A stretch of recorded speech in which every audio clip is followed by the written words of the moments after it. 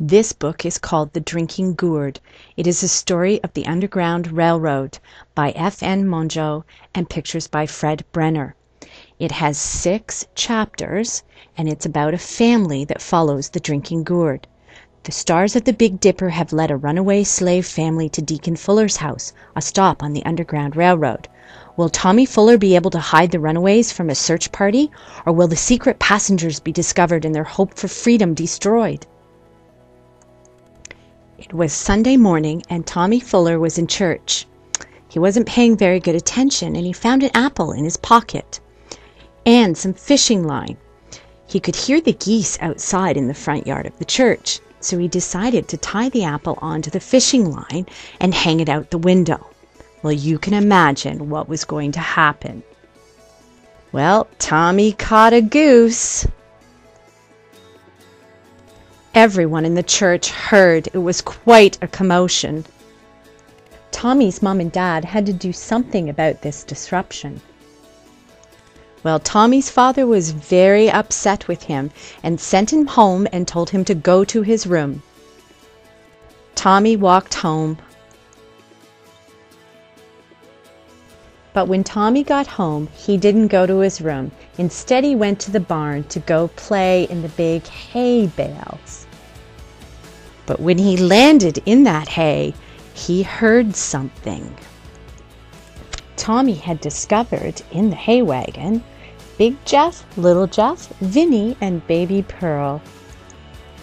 Little Jeff told Tommy about the Drinking Gourd. Tommy had always known this as the Big Dipper. Tommy's father had found them in the barn and said it's time to go. Jeff's family has to go to the next stop on the railroad. In the cover of darkness, they traveled along the road. All of a sudden, they could hear horses coming.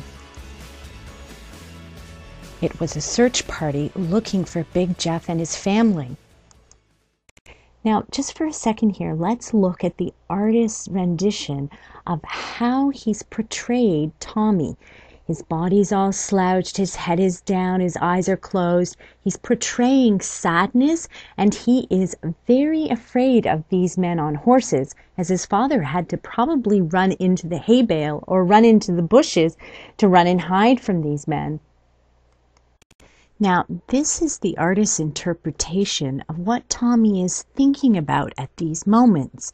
And if you can see how the artist has made the pictures, he's made it with a lot of dots. This is called pointillism. Later, we're going to do an art project practicing this process. In this picture, the artist has used a very loose style of pen stroke. Now, getting back to the story, this is the marshal and his men. They're saying goodbye to Tommy because they believe his story. They remember what happened in church and how Tommy got into trouble and was sent home. So they tell him to just go home because his family's probably very worried about him. Tommy was so relieved, I'm sure. They drove the wagon to the river's edge and got into a boat. Tommy said goodbye to little Jeff. Tommy watched as his father rowed Jeff and his family across the river. Tommy had come home in the wagon ahead of his father. His father came home later and went upstairs to talk to Tommy about the events of that night. Now, what we're going to do as a class is we're going to read out loud the text that is in the next couple of frames. So I'm going to start now, and everybody starts when I start. Tommy's father explains that they broke the law tonight, but he has been trying to change that law for years. In 1850, the law said that Jeff and his family were another man's property, the same as an animal.